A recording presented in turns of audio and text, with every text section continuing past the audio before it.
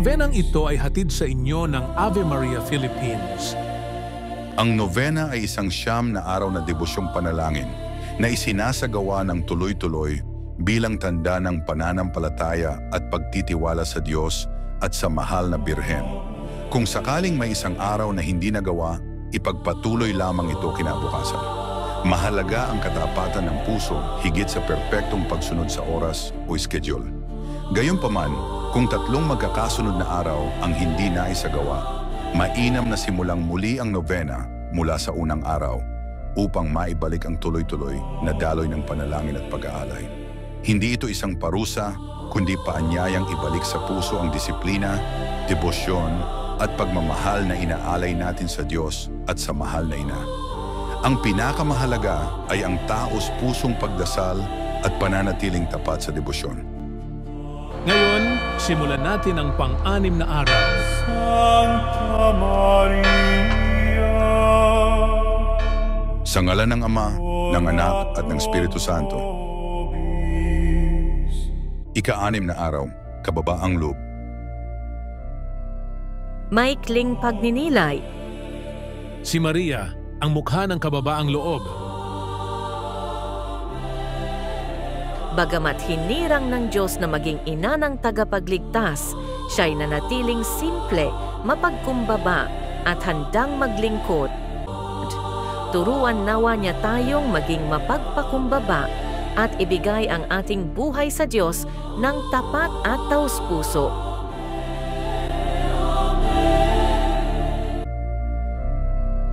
Banggitin ang inyong kahilingan dito.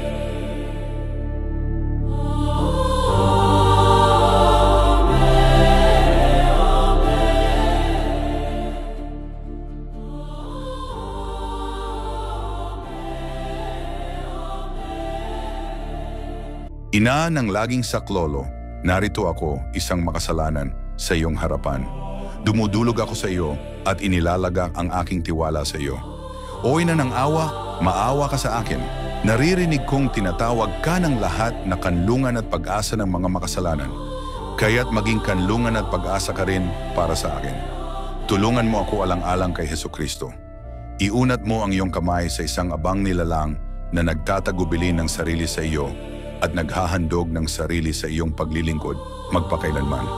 Pinupuri at pinasasalamatan ko ang makapangyarihang Diyos na sa kanyang awa ay iginawad niya sa akin ang pagtitiwalang ito sa iyo, isang tanda ng aking kaligtasan. Maria, ina ng kahabagan, tulungan mo ako. Ina ng laging saklolo, huwag mo akong hayaang mahiwalay sa aking Diyos. Pangwakas na gabay. Ina ng laging saklolo, ipanalangin mo kami. O Maria na ipinaglihi ng walang kasalanan, ipanalangin mo kami na dumudulog sa iyo. Amen.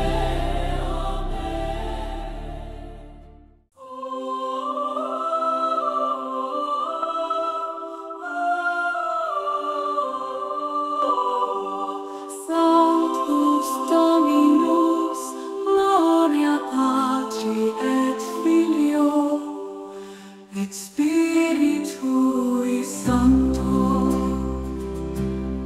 Kyrie eleison, Christe eleison.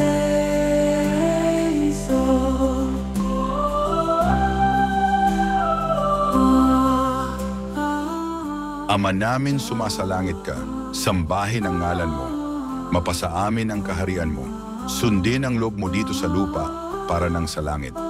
Bigyan mo kami ngayon ng aming kakanin sa araw-araw at patawarin mo kami sa aming mga sala para nang pagpapatawad namin sa nagkakasala sa amin. At huwag mo kaming ipahintulot sa tukso at iadya mo kami sa lahat ng masama. Sapagkat sa iyo'y nagmumula ang kaharian, ang kapangyarihan at ang kaluwalhatian magpasawalang hanggan. Amen.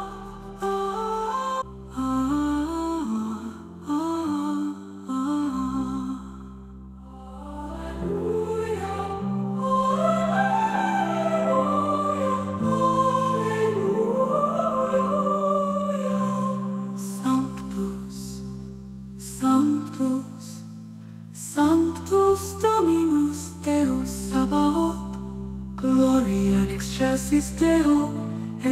Era pax omnibus bone voluntatis. Amen. Amen. Dona nobis pacem Domine.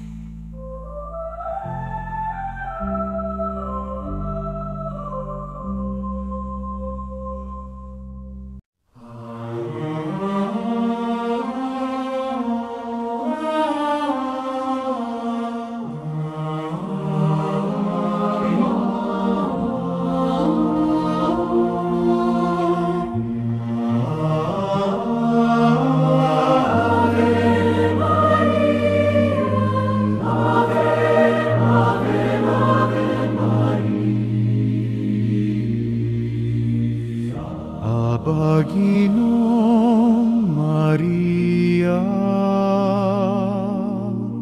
napupuno ka ng grasya, ang Panginoon ay sumasa iyo, bukod kang pinagpala. Sa babae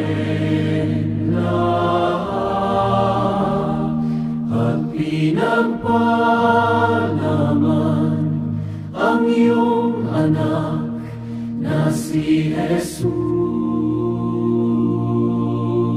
Santa Maria, Ina ng Diyos, ipanalangin mo kami makasalanan ngayon.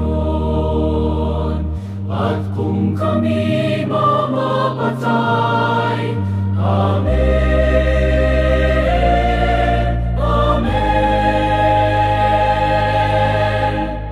Aba Ginong Maria, napupuno ka ng grasya.